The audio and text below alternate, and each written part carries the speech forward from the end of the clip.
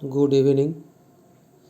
জয় Gopal, Vande Mataram YouTube channel থেকে সবাইকে স্বাগত জানাই। তোমরা ভয় পাবে না। 4th সেমিস্টার বায়োলজি, এখানে সেকশন বি থেকে আমি আলোচনা করব। আগে আলোচনা করেছি কটা ভিডিওতে। 6টা প্রশ্নর উত্তর করতে হবে, 318 দেখতে পাচ্ছ। কিন্তু তোমার এখানে 12টা প্রশ্ন দেওয়া থাকবে, তার মধ্যে তোমার 6টা করতে হবে। 3 নম্বর প্রশ্ন আমি এখানে আলোচনা করছি বায়োলজি ইন হিউম্যান ওয়েলফেয়ার। আগে ইকোলজি নিয়ে 5 নম্বরের সেকশন ডি আলোচনা করেছি এবং সেকশন বিটা টোটাল আমি কমপ্লিট করছি। এখানে মেনলি রেখেছি হিউম্যান হেলথ অ্যান্ড ডিজিজ। এটার মধ্যে রেখেছি। এর মধ্যে থেকে 2টো প্রশ্ন থাকবে, কিন্তু আমি 7টা প্রশ্ন ইম্পর্টেন্ট মধ্যে রেখেছি। কী রেখেছি আগে বলে দিচ্ছি। দেখো, সার্স কোভিড সংক্রমণ পদ্ধতি এবার নতুন এটা ঢুকিয়েছে, দেওয়ার সম্ভাবনা 100%। এই জীবাণু প্রকৃতি লেখো। এই রোগের রোগ নির্ণায়ক 2টি পদ্ধতির নাম লেখো। এটা সম্বন্ধে বড় বলছি, আগে কী কী আছে সেটা বলে দিই। আদর্শ অ্যান্টিবডির গঠন, অ্যান্টিবডির কাজের ক্ষেত্রে অ্যাগ্লুটিনেশন কী, এটা থেকে কিছু থাকতে পারে। এই 2টো খুবই ইম্পর্টেন্ট। হয়তো দেখলে এই 2টো প্রশ্নই পেয়ে গেলে, ভাগ্য ভালো থাকলে। অ্যান্টিবডি স্ট্রাকচারটা বলবো। তারপরে রাখা হয়েছে ড্রাগ থেকে সিডেটিভ, ওপিয়েট, হ্যালুসিনেজিক ড্রাগের বৈশিষ্ট্য এবং উদাহরণ। এগুলো তো বলবো, এর সঙ্গে আবার কিছু ইমেজ ছবি তৈরি করা আছে, পরে আমি দেখাবো। আগে কী কী প্রশ্ন আছে সেটা বলে দিচ্ছি। হ্যালুসিনেজেন হলো ক্যানাবিনয়েড ড্রাগস। এবারে হিউমেরাল আর সেল মেডিটেড ইমিউনিটি, তাদের মধ্যে বৈশিষ্ট্য সম্বন্ধে জানলে এখান থেকেও দিতে পারে। তারপর হচ্ছে অ্যাসক্যারিস রোগের বিস্তার পদ্ধতি লেখো। চিকুনগুনিয়া রোগের প্যাথোজেনের নাম লেখো, এটা রেখেছি আমার মতো করে। তারপর ম্যালেরিয়া, খুব ইম্পর্টেন্ট। ম্যালেরিয়া রোগের বিস্তার পদ্ধতি লেখো। বিভিন্ন বই থেকে এটা কালেকশন করে লিখেছি, খুব স্ট্যান্ডার্ড উত্তর। এখানে আইএসসি, সিবিএসসি এবং আমাদের কাউন্সিলের সবার জন্য এই হেলথ অ্যান্ড ডিজিজ সবার আছে। ওদের 70 নম্বরের পরীক্ষা, আমাদের 35 নম্বরের মধ্যে এখান থেকে 6 নম্বর থাকবে। এরপরে আসছে বয়ঃসন্ধিকালে ছেলে মেয়েদের অ্যালকোহল অপব্যবহারের কুফল। এ সম্বন্ধে সিরোসিস, উইথড্রয়াল সিনড্রোম, কী কী ঘটনা ঘটে, কী করলে তাদের সারানো যাবে, এই টোটালটা আছে এর মধ্যে পড়ছে। এবার আমি শুরু করছি প্রথম প্রশ্ন এবং তার উত্তর। তার মানে এখানে 2টো প্রশ্ন এখান থেকে পাবে। সিলেবাস অনুযায়ী আমার মতো করে সাজিয়েছি, আশা করি এখান থেকে 100% কমন পাবে। স্টার্ট করছি। সার্স কোভিড সংক্রমণ পদ্ধতি। কোভিড সংক্রমণ কম বেশি প্রচুর লোক মারা গেছে, সেটা আমরা জানি করোনার সময়। সেই পদ্ধতি আমাদের মোটামুটি সবাই ভুক্তভোগী, কিন্তু তার উত্তরটা লেখার জন্য সেবার সাজিয়েছি। দেখো কীভাবে। মানবদেহে সার্স কোভিড-19 রোগের জন্য দায়ী জীবাণু হলো সার্স সংযুক্ত করোনা ভাইরাস। সার্স কোভিড-2, এটা হচ্ছে virus, corona virus, RNA virus. এটি একতন্ত্রী আরএনএ যুক্ত বিটা করোনা ভাইরাস। একতন্ত্রী আরএনএ বিটা করোনা ভাইরাস সাধারণত স্তন্যপায়ী এবং পাখিদের দেহে পোষক এদের সংক্রমণ ঘটায়। মানবদেহে সার্স কোভিডের সংক্রমণ পদ্ধতি, এটা আমরা সবাই ভুক্তভোগী জানি, কিন্তু এইভাবে লিখতে হবে। এইভাবে দেখো, সার্স কোভিড, সেভার অ্যাকুইট রেসপিরেটরি সিনড্রোম কোভিড। মানুষের দেহে নিম্নলিখিত উপায়ে ভাসমান কণা মাধ্যমে সার্স ভাইরাস দ্রুত বংশ বিস্তার লাভ করে। প্রথম বলছি প্রশ্বাস বায়ু, আমরা যখন শ্বাস নিচ্ছি সেই বায়ু দ্বারা কোনো সুস্থ ব্যক্তির ফুসফুসে পৌঁছায় এবং রোগ সংক্রমণ ঘটায়। ওই জন্য সবাই মাস্ক পরা হয়েছিল ওই সময়, প্রত্যেকে মাস্ক পরে বিভিন্ন জায়গায় ঘুরতে হয়েছিল, বাড়ি থেকে অনেকে বেরোয়নি।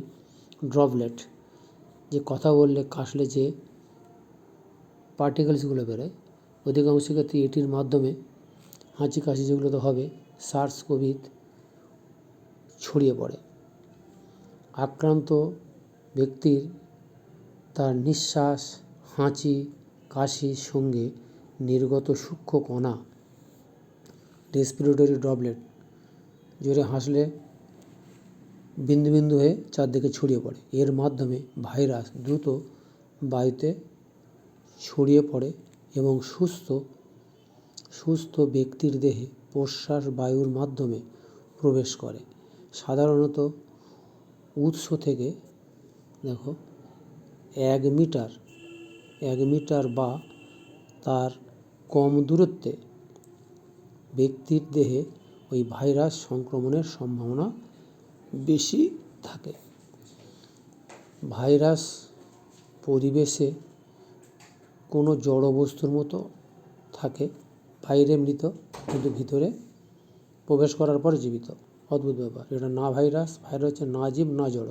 তার ভাইরাস মাঝে মাঝে ভাইরাস পরিবেশে ক্ষেত্রে দ্রুত বস্তুর এই যখন জড় বস্তুর কোনো সারফেস যখন আসছে, ধরো কেউ প্লাস্টিক, কোনো মেটাল বা কোনো একটা গ্লাস যে জল খাচ্ছে কোনো খাচ্ছে তার মধ্যেও লেগে থাকে, বুঝতে পারো না। প্রায় 7 দিন এটা সক্রিয় থাকে, ফলে এগুলির দ্বারা সংক্রমণ ঘটতে পারে। সুতরাং খুব সাবধানে তখন ছিল।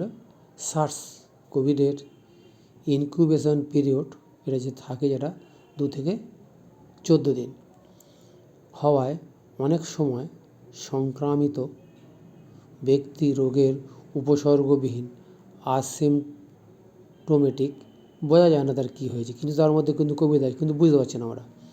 ফলে এই সময়কালে ওই ব্যক্তি দ্বারা ভাইরাস সুস্থ ব্যক্তির দেহে সংক্রামিত হয়, সে তো বুঝতে পারছে না কিন্তু রোগ ছড়িয়ে যাচ্ছে। সার্স কোভিড রোগ নির্ণয় পদ্ধতি RT-PCR, reverse transcriptase polymerase chain reaction. RT-PCR polymerase chain reaction, এটা সম্বন্ধে বায়োটেকনোলজি আর বলবো, ওটা গ্রুপ সিতে থাকবে, পরে ওটা বলবো। পদ্ধতি দ্বারা ভাইরাস জিনোম সিকোয়েন্স, ভাইরাসের জিনোমটা ধরো আমরা জানি AUGC, অ্যাডেনিন, ইউরাসিল, গুয়ানিন এবং সাইটোসিন, ওর মধ্যে থাইমিন থাকে না। ধরো AGG UUCC তার সিকোয়েন্সটা জানতে হবে আগে, তবেই সেই ভাইরাসকে তার মেডিসিন তৈরি করে তাকে মারা যাবে। অর্থাৎ এই জিনোম সিকোয়েন্সটা হচ্ছে বেশ জানতে হবে আগে।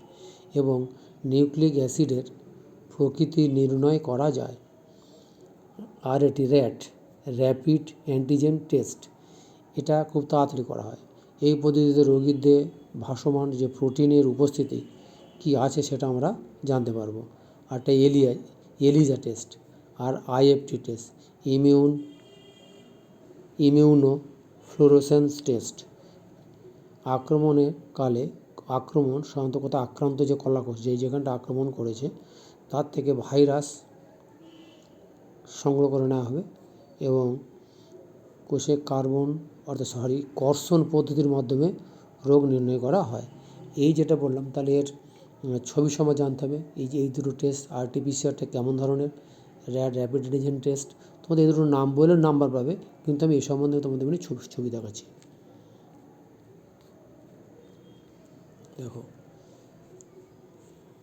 RT-PCR টেস্ট, এখানে দেখো RT-PCR টেস্ট হচ্ছে এখানে দেখো এটা একটু সরে এসে এখান থেকে এটা আসবে, এটা এই নেজালটা একটু চোখে দিকে, এটা লেবেলটা একটুখানি ভুল হয়েছে আর কি। এটা নেজাল বা থ্রোটস এখান থেকে নেওয়া হয়েছে। নেওয়ার পরে RNA এক্সট্রাকশান, ওটার মধ্যে যে ভাইরাসের মধ্যে জানা গেল, ধরো AGGCC যা থাকবে সেটা এক্সট্রাকশান করা হবে। এটা PCR পলিমারেজ চেন রিয়াকশান অ্যাম্প্লিফিকেশান করা হলো, কয়েক গুণ বাড়িয়ে নেওয়া হলো। বাইরে নেওয়ার পরে এই যে মেশিনটা আছে, বাইরে নেওয়ার পরে এই যাব টার্গেট ভাইরাল RNA, এর রেজাল্ট এখান থেকে অ্যানালিসিস করা হচ্ছে। কী করছে, হাইলি সেন্সিটিভিটি রেজাল্ট 4 থেকে 6 ঘন্টার মধ্যে এর কি সিকোয়েন্স, জিনোম সিকোয়েন্স, ধরো AGGCC বা ACCU যাই থাক, ওই যে COVID-2 ভাইরাসের কেমন ধরনের তার জিনোম সিকোয়েন্স সেটা আমরা জানতে পারবো। তারপরে র্যাপিড অ্যান্টিজেন টেস্ট। ওই যেটা একই জিনিস এখান থেকে এটা ছবিটা এখানে থাকবে আর কি। দেখো এখান থেকে নিচ্ছে, এখানে ছবিটা একটু ভুল হয়ে গেছে একটুখানি, এখান থেকে এই আর কি, এখান থেকে নাকে এই জায়গাটা। Nasal throat set COVID-19 antigen test device এখানে করা আছে। এটা যারা এক্সপার্ট লোক তারা কিন্তু জেনে নেবে, আমাদের এটুকু জানলেই হবে। এসটি এর কতগুলো কী থাকে এখানে জানা গেল, রেজাল্ট পজিটিভ, এর সঙ্গে এটা মিলছে কি না, এই যে সিকোয়েন্স আর সিকোয়েন্সে যদি মেলে তখন জানবে পজিটিভ। আর দেখা যাচ্ছে মনে করো ধরো AGGCC ওই ভাইরাসটা তাহলে AGGCCর মধ্যে যেটা মিললে যদি মিলে যায় তখন ওটা পজিটিভ। এবার দেখা গেলো তার মধ্যে যে সিকোয়েন্স আছে এর মধ্যে এই যে নাকের মধ্যে যেটা আছে এর মধ্যে যে সিকোয়েন্স সেটা এর মধ্যে পাওয়া যায়নি, তাহলে এটা নেগেটিভ। আবার এর মধ্যে কিছুই নেই তাহলে এটা ইনভ্যালিড। সুতরাং আমরা যদি দেখি যে এই জিনোম সিকোয়েন্সের সঙ্গে এই ধরো AGGCC এর মধ্যে যদি ওই যে জিনোম সিকোয়েন্সটা আছে RNAটা আছে সেইটা আমরা তো জেনে গেছি, তার কী টেস্ট ওই কোভিড-19 আমরা তার চিনতে পারছি ওইটা আছে। এবার অন্য একজন মানুষের দেহ থেকে যখন নেওয়া হবে যদি তার সঙ্গে মিলে যায় তাহলে যে পজিটিভ হয়ে গেল, এটা গেল। তারপরে আছে যে এলিজা টেস্ট, এই শর্ট ফর্ম থাকতে পারে এনজাইম লিঙ্কড ইমিউনো সরভেন্ট অ্যাসে, মানে শর্ট ফর্ম থাকে এনজাইম লিঙ্ক। এবারে 96 ওয়েল প্লেট রয়েছে এর মধ্যে।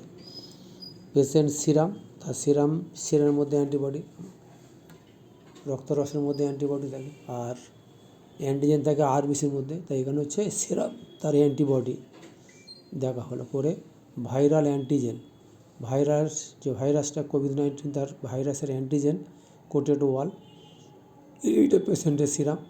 এবার সেকেন্ডারি অ্যান্টিবডি উইথ এনজাইম, এখানে এটা দেওয়া আছে এই যাবো। এবং কালার চেঞ্জেস, এই যেখানে কালারটা এখান থেকে চেঞ্জ হয়েছে তাহলে এটা আমাদের সিগন্যাল যে চেঞ্জ হয়েছে, তখন এটা জানা যাবে এটা প্লাস মাইনাস, যেটা আগে দেখালাম এটা থেকেও জানা যায়।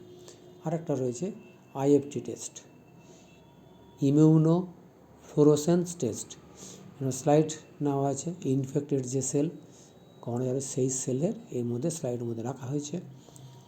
এবারে পেশেন্টের সিরাম নেওয়া হয়েছে, যে রোগীর তার সিরাম নেওয়া হয়েছে উইথ অ্যান্টিবডি নেওয়া হয়েছে, ভাইরাল ইনফেক্টেড সেল নেওয়া হয়েছে, ফ্লোরোসেন্ট সেকেন্ডারি অ্যান্টিবডি। এবার এখান থেকে মাইক্রোস্কোপে দেখা গেল fluorescent signal, amount of antibody. এইখান থেকে তাহলে 3-4টে টেস্ট বললাম, IFT বললাম, IFT, এলিজা, RT-PCR আর হচ্ছে র্যাপিড অ্যান্টিজেন টেস্ট। তোমাদের শুধু নামগুলো বললে হবে, একটু বোঝানোর জন্য এটা বলেছি আর কি। তোমাদের ওইটুকুনি শুধু নাম বললে যেটা পরীক্ষা পূর্ণ হবে ওটা বললেই হবে। তারপরে একটা প্রশ্ন চলে যায়, অ্যান্টিবডি টেস্টিং হয়ে যাক 2টো, 20 মিনিটের মধ্যে শেষ করবে 2টো করে। অ্যান্টিবডি, আদর্শ অ্যান্টিবডি, ছবি দেখো, আদর্শ অ্যান্টিবডির গঠন, অ্যান্টিবডির কাজের ক্ষেত্রে অ্যাগ্লুটিনেশন কী। এবার অ্যাগ্লুটিনেশনটাকে বলে নিই দলবদ্ধকরণ, যে অ্যান্টিবডিকে কীভাবে মারবে। ধরো আমি কাউকে জড়িয়ে ধরে তাকে শ্বাস বন্ধ করে দিতে পারি, তাকে প্রেসিপিটেশন করে দিতে পারি, তাকে লাইসিস করে দিতে পারি, যে মানে কীভাবে সেখানে মারবে সেটা হচ্ছে এখানে দলবদ্ধকরণ। কিছু অ্যান্টিবডি যেমন IgG, IgA, IgM, এই অ্যান্টিবডি, আমি তোমাদের একটা সূত্র বলে দিয়েছি, 5টা অ্যান্টিবডির নাম বলে দিয়েছি। মেড জি মানে ধরো এখানে দেখো, মেড-জি মানে তো যে দেখো, মেড-জি মানে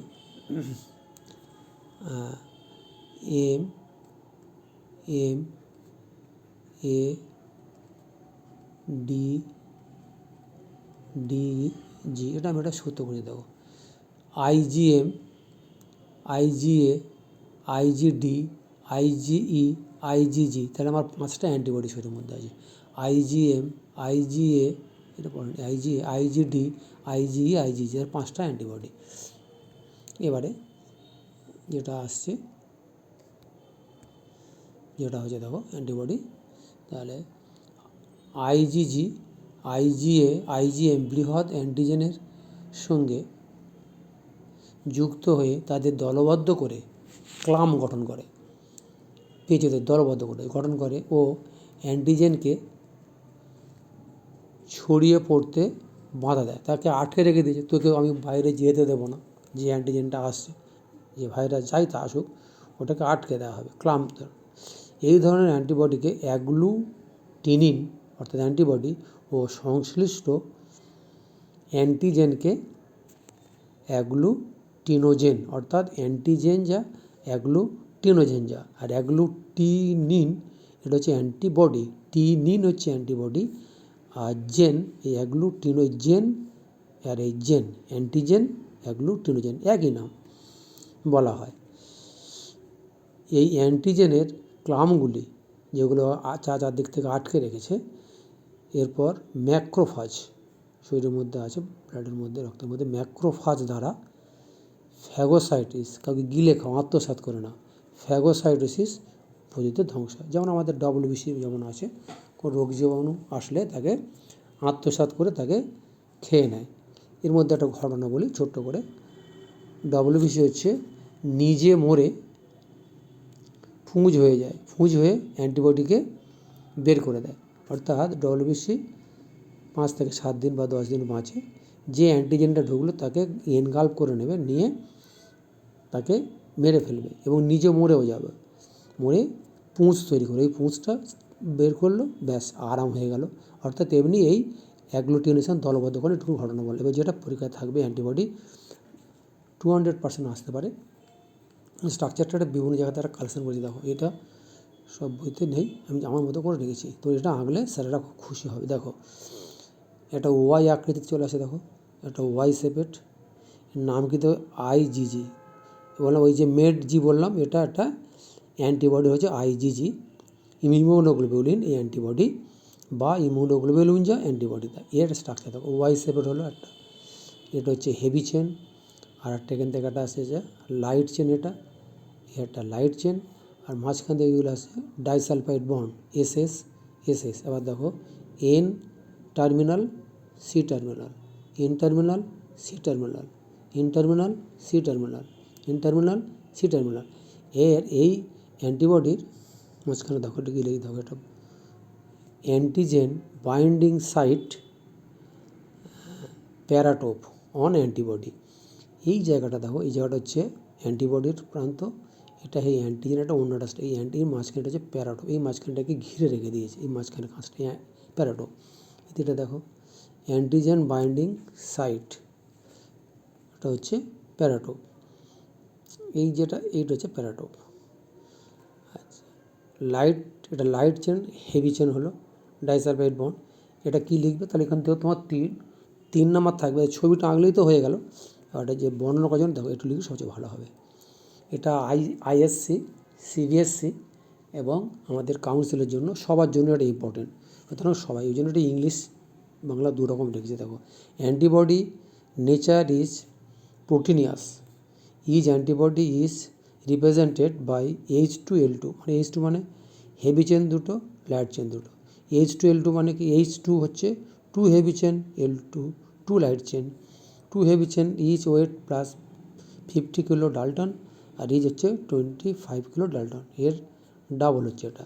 antibody it made of 4 polypeptide chain, আর এখানে একটা দিলাম paratope, present between heavy and light chain, paratope আছে present towards the N terminal, কত উত্তর দেবো, টুয়ার্ডস এন টার্মিনাল দিকে প্যারাটোপটা আছে। এটার সঙ্গে দিয়ে দিলাম, তাহলে উত্তরটা একদম স্যারেরা খুব খুশি হবে আশা করি। আমার 37-38 বছরের এক্সপিরিয়েন্সে বলছি, এই ছবি দেখলে স্যারেরা খুশি হবে এবং সঙ্গে সঙ্গে নাম্বার দেবে। দুটো গেল, তাহলে বললাম অ্যান্টিবডি সম্বন্ধে বললাম, তাহলে NC antibody, antigen, paratope, disulphide bond, 2 light chain, 2 heavy chain, আর বেশি কিছু লিখতে লাগবে না, এটুকু লিখলে তোমাকে 3 নম্বর সঙ্গে সঙ্গে দেবে। এটা তোমার দেখো যেটা ছবিটা দিয়েছি, এটা দেখেছি জি এডেলম্যান আর পোটার এই অ্যান্টিবডি স্ট্রাকচারটা দিয়েছিল, এটা নেট ঘেটে বিভিন্ন জায়গাতে পেয়েছি। আচ্ছা এটা এই পর্যন্ত থাকলো, পরের ভিডিওটা আবার আপলোড করব 1-2 মিনিট পরে। এখানে রাখছি, এটা ভালো লাগলে সবাই সাবস্ক্রাইব করবে, আশা করি সমস্ত পরিমাণে কমেন্ট পাবে।